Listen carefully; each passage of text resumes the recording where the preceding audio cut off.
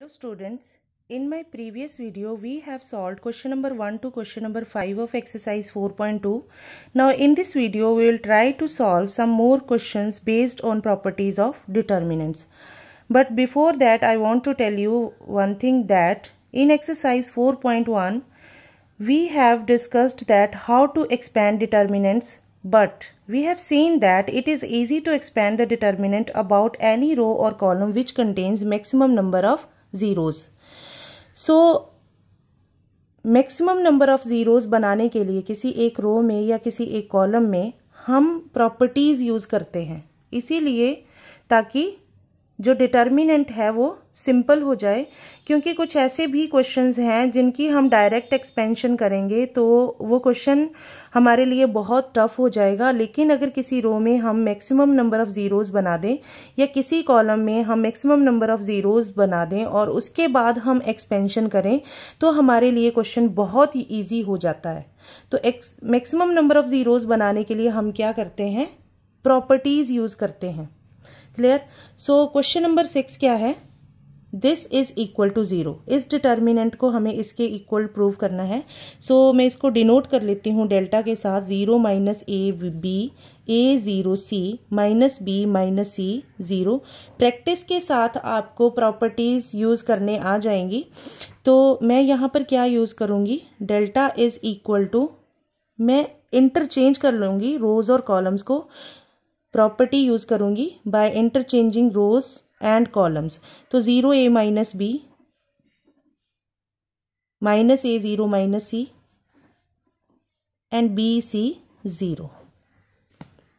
The value of determinant remains unchanged after interchanging rows and columns,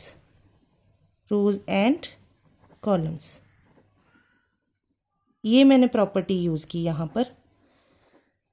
clear?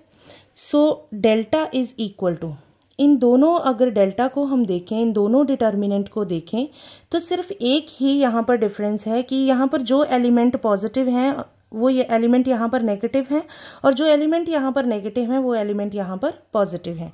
तो इन दोनों determinant को same बनाने के लिए मैं क्या करूँगी, यहाँ से माइनस साइन कॉमन निकाल लूँगी और मुझे क्या मिलेगा, 0 माइनस ए बी। जो एलिमेंट यहाँ पर नेगेटिव है वो पॉजिटिव हो जाएगा नेगेटिव बाहर निकालने से, और जो पॉजिटिव है वो क्या हो जाएगा, नेगेटिव हो जाएगा।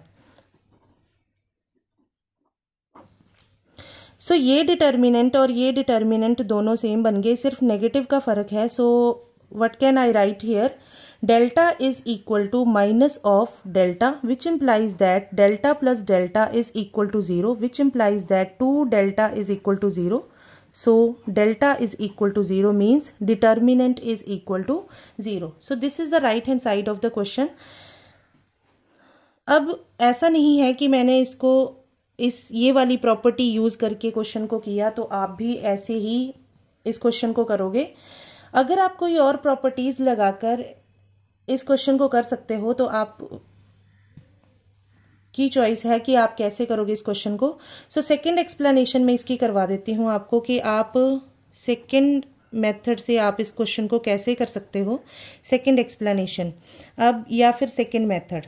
तो यहाँ पर मैं डिटर्मिनेंट एक बार फिर से लिख लूँ, ये मैंने डिटर्मिनेंट लिख लिया, a 0 c minus b minus c 0 which is equal to 0, left hand side is equal to 0। तो करना क्या है, मुझे ए बी से मल्टीप्लाई और ए बी से डिवाइड करती हूँ।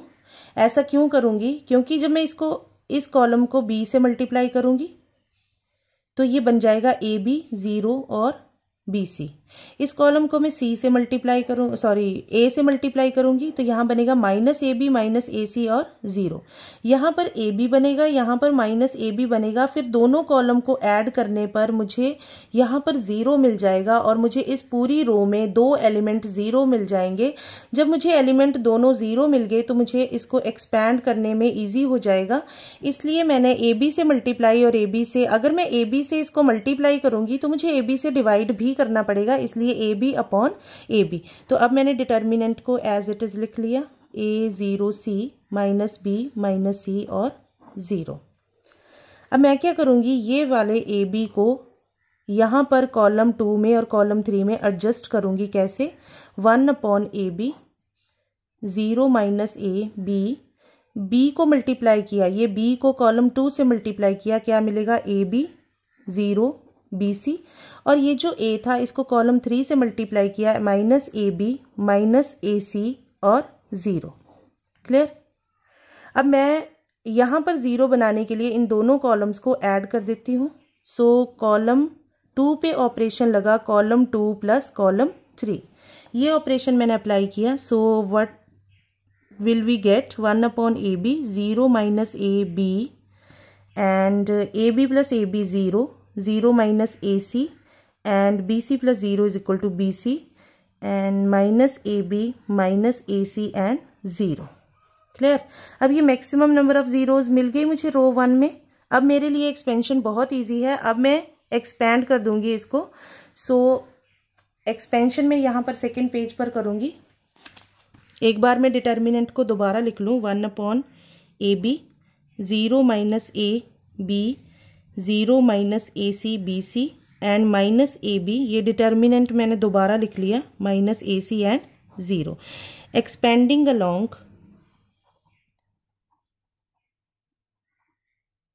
रो 1 के अलोंग एक्सपैंड करेंगे 1/AB, तो ये मेरे पास माइनस AB। एक्सपेंशन आपको बहुत अच्छे से आती है। आप एक्सपेंशन नहीं आती होगी तो आप उसको पहले एक्सपेंशन देख लें कि एक्सपेंशन करनी कैसे है। सो माइनस AB के साथ AB कैंसिल, माइनस ABC के साथ ABC cancel, which is equal to minus of 1 into 0 which is equal to 0। So which is again equal to right hand side. So हमने देखा कि हम क्वेश्चन नंबर 6 को दो मेथड से कैसे कर सकते हैं। अगर आपके दिमाग में कोई तीसरा मेथड आता है तो आप तीसरे मेथड के साथ भी कर सकते हो। Now question number 7। What is question number 7? Minus A square AB AC AB minus B square BC और AC BC minus C square is equal to 4A square B square and C square. अब इस question को कैसे करेंगे? सबसे पहले हम right hand side देखेंगे। अगर यहाँ पर राइट हैंड साइड में क्या है?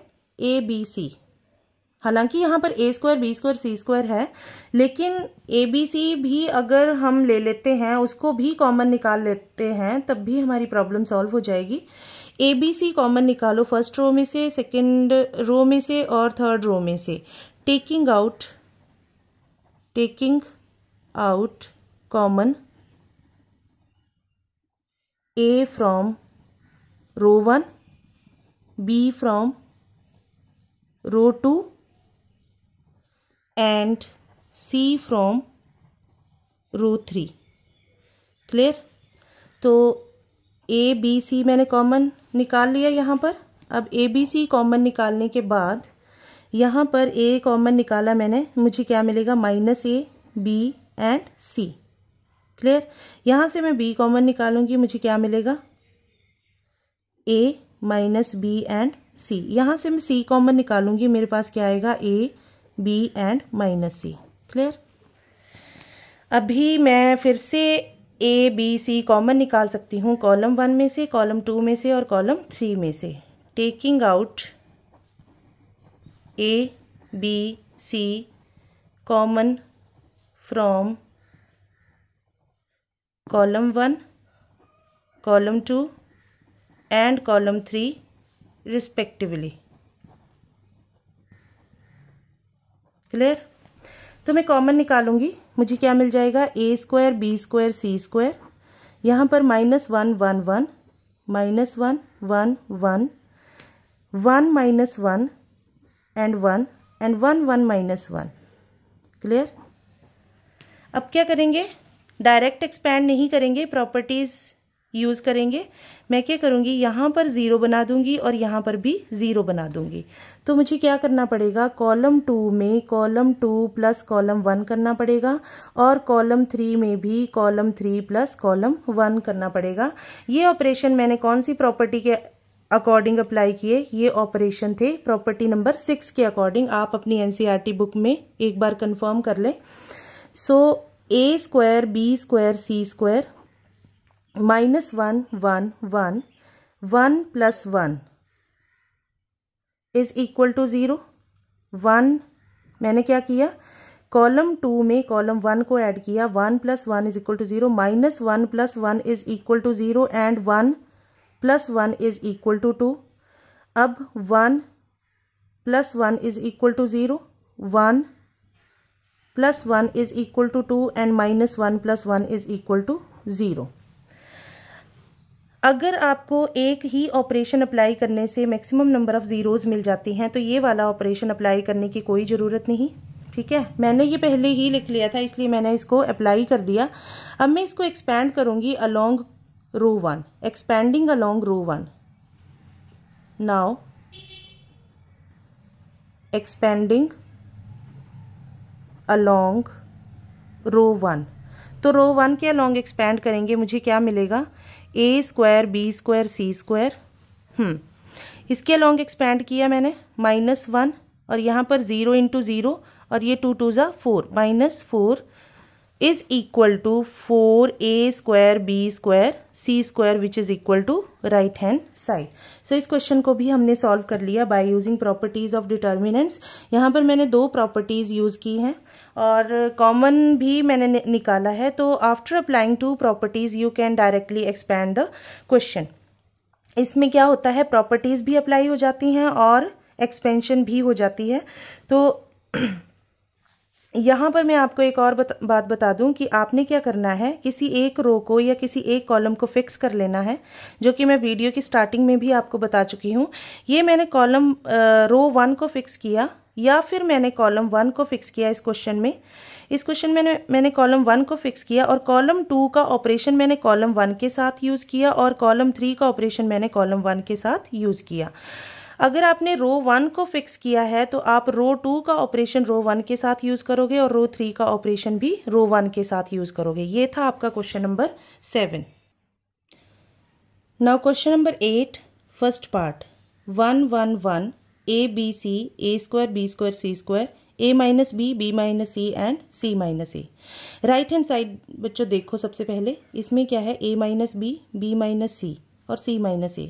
किसी तरह से मुझे a - b कॉमन मिल जाए या b - c कॉमन मिल जाए। तीनों के तीनों फैक्टर हमने एक साथ कॉमन नहीं निकालने हैं, हम कोई 2 फैक्टर कॉमन निकालने की कोशिश करेंगे क्योंकि कोई 2 ऑपरेशन ही हम अप्लाई कर सकते हैं।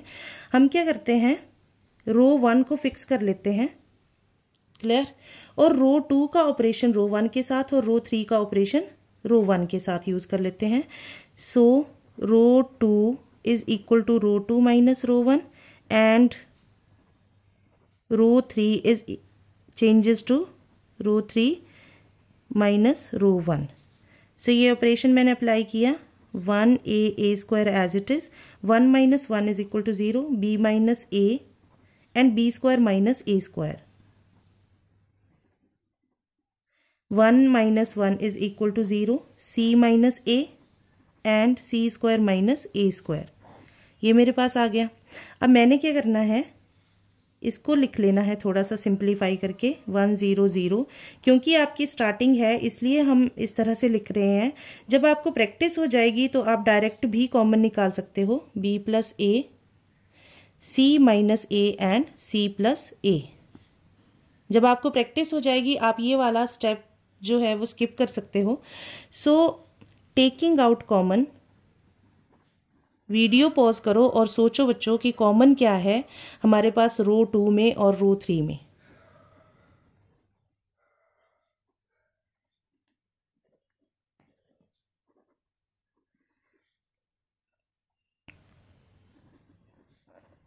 आई होप कि आपने सोच लिया होगा। सो b - a is common in row 2 and c - a is common in row 3. So b - a c - a is equal to 1 0 0, क्योंकि यहाँ पर देखो 0 × b - a, आप बहुत समझदार हो, अपने आप ही समझ जाओगे। b - a इंटू इसको मैं 0 को लिख सकती हूँ, 0 × b - a, कोई फर्क तो नहीं पड़ने वाला, ये 0 ही तो है, क्लियर। सो इसलिए 0 a 1 1 a स्क्वायर, यहाँ से b माइनस ए मैंने कॉमन निकाल लिया, b प्लस ए, c माइनस ए कॉमन निकाला और c प्लस ए, ये मेरे पास आ गया।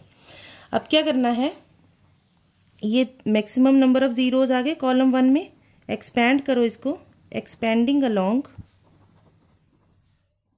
कॉलम 1, कॉलम 1 के अलोंग एक्सपैंड करो, b minus A, c minus A as it is लिख लिया। तो ये मेरे पास क्या आएगा, कॉलम 1 के अलोंग मैंने एक्सपैंड किया 1 इंटू सी प्लस ए, ये क्रॉस मल्टीप्लाई किया मैंने, minus b minus a, expansion आपको बहुत अच्छे से आती होगी I hope, b minus A, c minus a. तो यहाँ पर मुझे क्या मिला, ये a और a कैंसिल और c माइनस b, क्लियर। लेकिन मेरी राइट हैंड साइड क्या थी, मैं आपको राइट हैंड साइड बता दूं। मेरी राइट हैंड साइड थी a minus b, b minus c. मेरे पास राइट हैंड साइड में क्या था, a माइनस बी। तो मैं क्या कर सकती हूँ, इसको a माइनस बी बनाने के लिए यहाँ पर माइनस साइन कॉमन निकाला, ये मेरा a माइनस बी बन गया। और मेरे पास राइट हैंड साइड में था b माइनस सी, लेकिन मेरे पास यहाँ पर क्या है, c माइनस बी। तो मैं यहाँ से भी माइनस साइन कॉमन निकालूंगी, तो मुझे क्या मिल जाएगा, यहाँ पर b माइनस सी। और मेरे पास राइट हैंड साइड में क्या था, c माइनस ए, तो ये मेरे पास c माइनस ए ही है। So which is equal to minus minus plus a minus b, b minus c and c minus a. This is your right hand side, so hence proved. Now question number 8 second part, ये मेरे पास question है। तो question में right hand side में a minus b और b minus c कैसे मिलेगा मुझे, a माइनस बी और या फिर मैं c माइनस ए निकाल लूँ। मैं एक किसको फिक्स कर लेती हूँ, रो कॉलम 3 को, चॉइस है आपकी, आप कॉलम 2 को भी फिक्स कर सकते हो। फिर इसके साथ ऑपरेशन लगाओ इस तरह से, कॉलम 2 का ऑपरेशन कॉलम 3 के साथ और कॉलम 1 का ऑपरेशन कॉलम 3 के साथ। क्या होगा, ये 1 माइनस 1 0 बन जाएगा। यहाँ पर आप ऑपरेशन क्या अप्लाई करोगे, मैं आपको जस्ट हिंट दूंगी, आप अपने आप इसको ट्राई करोगे। C2 पे ऑपरेशन अप्लाई करो C2 माइनस C1, और C3 पे ऑपरेशन अप्लाई करो C3 माइनस C1। ये कब, जब मैंने कॉलम 1 को फिक्स किया। लेकिन यहाँ पर मैंने आपको क्या बताया कि मैंने कॉलम 3 को फिक्स किया, तो आप क्या करोगे, कॉलम 3 को फिक्स अगर आपने किया तो कॉलम 1 के ऊपर ऑपरेशन अप्लाई करोगे कॉलम 1 माइनस कॉलम 3, और कॉलम 2 के ऊपर ऑपरेशन अप्लाई करोगे कॉलम 2 माइनस कॉलम 3। अब या तो ये वाले ऑपरेशन अप्लाई कर लो या ये वाले ऑपरेशन अप्लाई करो। अगर ये वाले ऑपरेशन अप्लाई करोगे C2 माइनस C1, C2 में से C1 माइनस करोगे तो यहाँ पर एलिमेंट 0 मिलेगा और यहाँ पर एलिमेंट 0 मिलेगा। और अगर ये वाले ऑपरेशन अप्लाई करोगे तो आपको यहाँ पर एलिमेंट 0 मिलेगा और यहाँ पर एलिमेंट 0 मिलेगा, क्लियर। अगर आप C2 को फिक्स करोगे तो यहाँ पर एलिमेंट 0 मिलेगा और यहाँ पर एलिमेंट 0 मिलेगा। तो ये आपकी चॉइस है कि आपने कौन से दो एलिमेंट को 0 बनाना है। तो ये ऑपरेशन अप्लाई करके कोई दो एलिमेंट 0 बना लो, कॉमन निकालो, और कॉमन निकालने के बाद आपके पास ये कॉमन निकालने के बाद कोई दो फैक्टर आ जाएंगे। सपोज ये दोनों फैक्टर आ गए, उसके बाद जब आपको दोनों जीरोज मिल गई और कॉमन भी निकाल लिया, उसके बाद आप एक्सपेंशन करोगे और आपके पास ये दोनों फैक्टर भी एक्सपेंशन से मिल जाएंगे, क्लियर। अब प्रॉब्लम ये है कि बच्चे याद नहीं करते हैं फॉर्मूले, और आपको कहीं ना कहीं मिलेगा a cube minus B cube या b cube minus C cube या x cube minus B cube, x cube minus Y cube. एक जनरल फार्मूला मैं आपको बता देती हूँ। तो ये फार्मूला क्या है, x minus y into x square plus x y plus y square, ठीक है। x minus y into x square plus x y plus y square. So ये क्वेश्चन अब आप अपने आप सॉल्व करोगे। So I hope question number 6 to question number 8 of exercise 4.2 are now clear to all of you. So practice more and more questions to be perfect in properties of determinants.